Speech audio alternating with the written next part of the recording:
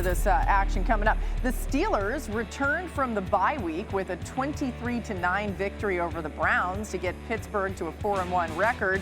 And Steelers head coach Mike Tomlin had some thoughts about his NFC North rivals trading quarterback Joe Flacco within the division ahead of their matchup on Thursday night with Cincinnati. Here's what he said. You know, to be honest, it was shocking to me. Andrew Berry must be a lot smarter than me or us, because it doesn't make sense to me to trade a quarterback that you think enough of to make your opening day starter to a division opponent that's hurting in that area. But that's just my personal feelings. I mean, Dan, when the trade happened, we kind of said something similar, right? Does he have a point? He absolutely has a point. I don't know if I've ever heard a coach come out and say it in that way. You know, we've often had hypothetical trade conversations on this show, and we'll throw out Micah Parsons going to the Washington Commanders, and everyone's like, well, they would never do that because it's in the division. But I've never heard a coach be like, oh, that was not a smart interdivision or NFL or competitive football decision. So hats off to Mike Tomlin. I think he has a point totally, but the Browns did what the Browns wanted to do. Yeah. Mina? I mean, I think if you gave Mike Tomlin truth serum, he would admit that he has zero fear of facing Joe Flacco, which is why the Browns traded him. He was 32nd in QBR. He was playing incredibly poorly in Cleveland. Anytime you can trade a quarterback who is statistically the worst quarterback in the NFL and get draft capital, you do it. I don't care who your competition is. I do not think they made the Bengals better, but I understand people feel some kind of way about interdivision trades, and it's not a common practice. I do not believe that the Browns deserve much criticism, though, for doing it in this particular case, given the way the player was playing. Let Joe Flacco keep the Bengals afloat. Burrow come back, and Mike Tomlin's going to be like, all right, we'll check back in on that. Told you. Okay. New on NFL Live, Aaron Rodgers talks about facing another quarterback over 40 and Joe Flacco on Thursday. Great for all the old guys, you know. I know that when I watch other sports, maybe it's because I'm the older guy, but I tend to pull for the older guys to win championships. I've been friends with Steph for a long time. Steph is one of the older guys in the NBA now. So anytime the Warriors are playing, I'm always pulling for Steph to ball out for them to win. But it's great. Battle of the old guys. Rodgers and company starting to roll, though, by the way, as they head into this Thursday matchup with the Bengals. Mina, what are you seeing from this Pittsburgh offense that's helping them have success? I think the offense is exactly what Arthur Smith dreamed it would be this offseason, this last week. You put heavy bodies on the field, you run the ball, you play action off of it, and they didn't run extremely well. They ran better the prior week, but they ran well enough to the point where Cleveland consistently sold out to stop it, so they had one-on-ones on the outside. That, to me, Dan, is a viable formula for this Steelers team. They're not going to throw it all over the yard. Rodgers hit on a couple of deep balls in this one, which was a difference for him. But if they can continue running the ball well out of those heavy formations, hitting some play-action shots, I do think that they can move the ball well enough, coupled with the defense playing better. I really like this offense right now in Pittsburgh. It's an offense that I look forward to watching each week because of the newness and the wrinkles that get added to it. I could break their offense down into three categories. Number one, the 6 offensive line and 1 and/or 2 tight end grouping. We've seen this start a couple weeks ago in Pittsburgh. The thing is, they're adding to it. They're putting more plays into that grouping. When it first started, it was really just one play. 6 different ways they did it last week where 6 offensive linemen, tight end, get the quarterback on the move. There's play action. That was the first play of the game. Love that Arthur Smith comes out and does that. 6 offensive linemen with motion, weak zone. Okay, so that's the second play in this 6 offensive lineman group. 6 offensive linemen, same motion, a little bit of weak zone, but just pitch. Really nice cut by the back here. So that's 3 plays in this grouping. Now that same similar motion, shotgun, ball fake, perimeter screen. There's 4 plays out of that same offensive personnel grouping. There's that motion. Now they really go with a pass concept to the bottom of the screen. And I love this. They're taking that 6th offensive lineman and treating it as a swing screen out in front of the back as a check down and then the jet sweep. That's 6 different plays that they have out of that offensive, or the 6 offensive linemen and double tight end grouping. I love that out of Pittsburgh.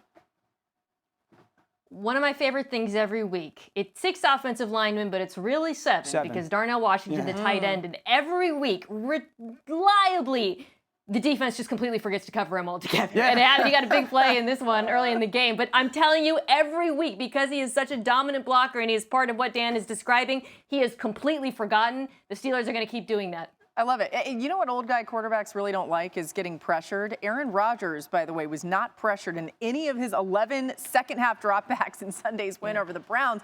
Thinking about the Myles Garrett's on the other side, I mean, that's pretty remarkable. It's part of that category. The 6 offensive line stuff helps them run them, but then they move them. That's a big part of it. And then it's either quick game or DK one-on-one. And that's kind of the 3 groupings of their offensive line or their offensive scheme. Reports on that show as well. New on NFL Live, here's Jerry Jones speaking this morning on his weekly Dallas radio interview. Where we're potentially our strongest is pass rush. And we've got the most capable pass rushers that we've had. And we've got the ability to really rotate our players, which is very important in pass rush because that's probably you exert more energy there than any place else. There's ways that we can take our personnel and address what happened to us Sunday. Okay, Jerry. We need to get in the all-22. I love it. Some interesting thoughts coming off loss to the Panthers. Dan, what went wrong for the Cowboys on Sunday in Carolina? I actually thought that the Carolina defense outperformed the Cowboys offense. Now, Dak was really good. Pickens made some plays. But there were some red zone opportunities for this offense that they just didn't get done. And that really hurt. Now, they scored 27. There's no question about it.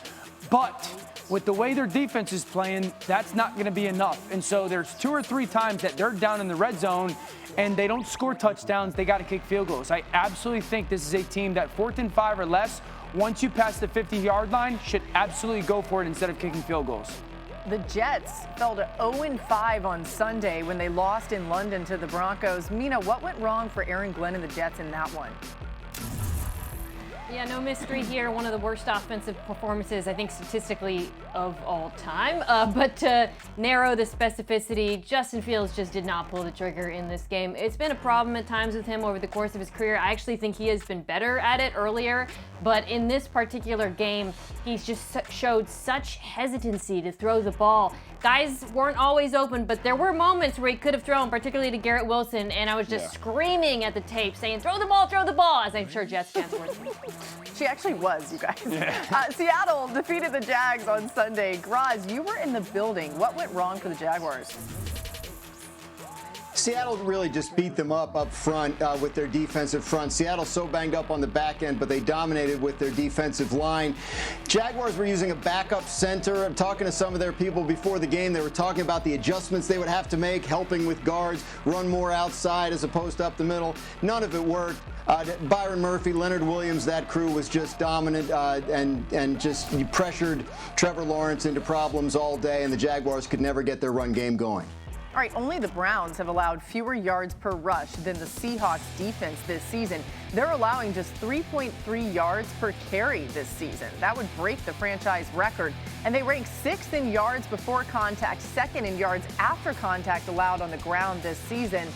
So, Mina, the Seattle defense means business this year. What stood out to you through now week 6 that you've seen so far?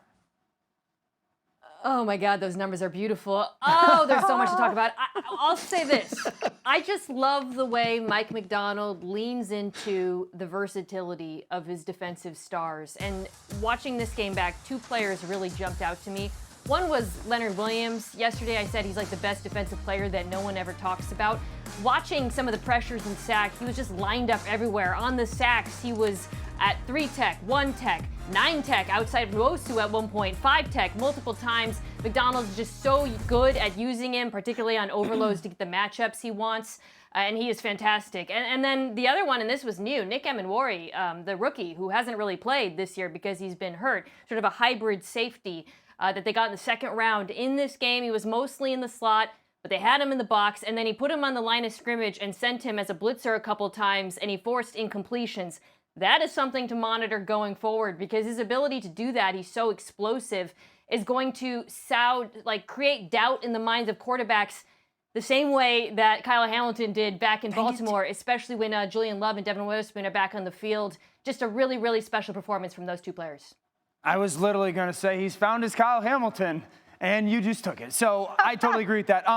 So you stopped the run on early down, Seattle, and now this four-man rush is something that offensively it's a problem to deal with, not only because of Leonard Williams, but really all four of those guys. So it's really the concept of like solo overload. What I mean by that is Nwosu right now is by himself out here, okay? So you have to ask yourself as an offense, do you have a tackle that can block him one-on-one?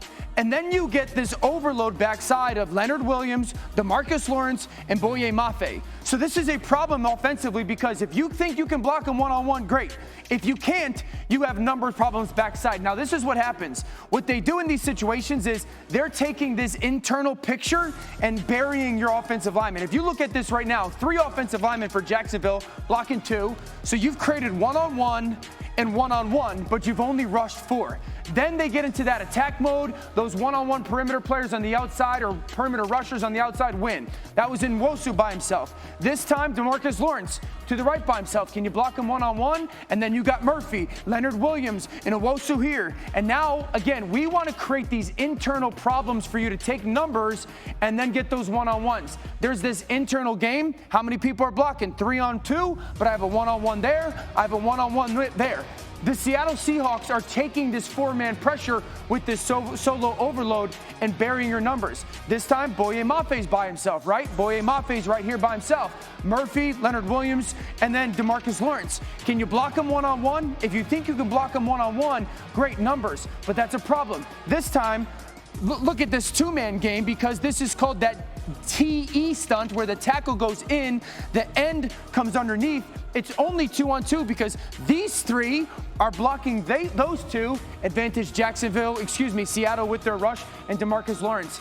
Another opportunity. Now Boye Mafe by himself. All these guys are playing these roles. Here comes this 2-man game backside because we had 3 blocking 2 on the opposite angle, and it's absolute chaos in the middle of the pocket. The versatility that Mina's referencing of those guys all being able to play those different roles, sometimes by themselves, sometimes in the internal game, sometimes in the 2-man game opposite. This is a difficult defense. I think Seattle is no question because of their defense an NFC championship. Roz, on the other side of the ball, things seem to be working out with Sam Darnold as the new QB1 in Seattle. What are you hearing about how they feel about Sam? Oh, they feel great about Sam. And remember, you go back to the offseason, their original plan was to do an extension with Geno Smith. They got into negotiations, felt like he wasn't that interested in doing the extension, so they trade him and they signed Sam Darnold. So far, Sam Darnold is playing, they would tell you, better than he played last year when he had that great year in Minnesota in a lot of ways. And they're just thrilled. They feel like they're getting similar, if not superior performance of what they were getting from Geno for less money with a younger player. So, yeah, they're over the moon about how Sam Darnold has played and the way he's able to find Jackson Smith and Jigba for big plays down the field. Yeah, Darnold leads the NFL with 17 completions thrown at least 20 yards downfield this season, 71% completion percentage on those type of throws. It's been fun to watch. Let's talk a little Colts here on NFL Live, okay? They continue to roll with Daniel Jones under center after squeezing out a win on Sunday against the Cardinals to keep Indy atop the AFC with a 5-1 record. Colts head coach Shane Steichen had some high praise for his quarterback after the game. Yeah, he's pretty calm. I think he's got laser focus. He's locked in. I think it's his preparation. You know, a lot of you guys have heard me say that, but his preparation that he puts in during the week, like when you're prepared like the way he does, right, you don't blink. Like you go out and you have confidence in your ability because you know you put in the work like he does. And when you put in the work like that and you go execute like he's been doing and the guys are making plays around him and the O-line's blocking, it's fun as a coach to watch. It's a brand new Daniel Jones in Indy. Roz, is this sustainable for the Colts to stay atop the AFC? To the extent that anything is in the NFL, yeah, if he stays healthy, Daniel Jones, which has been the most significant issue he's had in his career, staying healthy. If Jonathan Taylor stays healthy, if that line stays together, it's an offense that seems to be built for Daniel Jones to distribute the ball and have success. Shane Steichen has constructed something that leans into Daniel's strengths, minimizes his weaknesses. It's what good offensive coaches do. And the way Jonathan Taylor is running, I think it's the kind of thing that could sustain itself. We've seen it go up against good defenses. They just look kind of the same every week. It's operating almost on autopilot. Yeah, I do think Daniel Jones can keep this up because of the infrastructure. But when folks ask me, like, what is it about the Colts this year that you really believe in?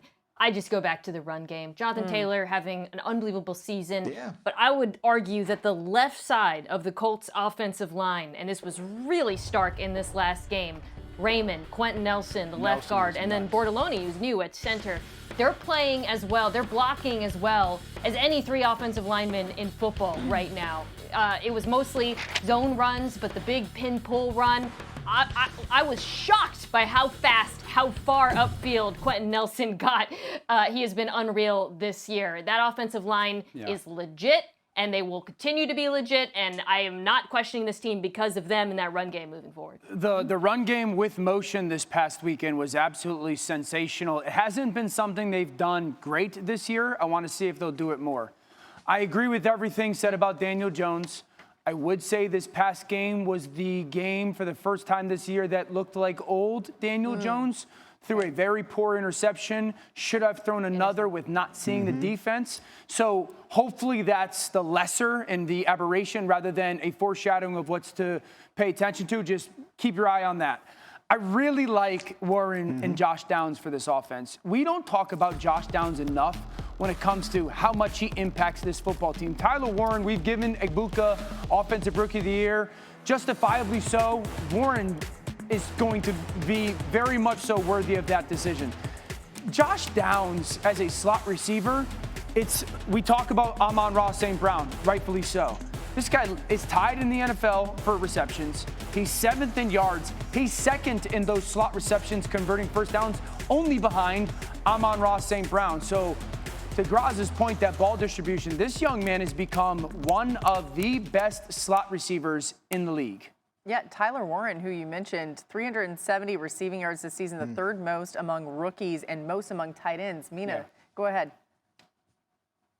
Yeah, no, one thing I like about the nature of this offense is that even if Daniel Jones does turn the ball over, Dan's right, it was an issue in this game.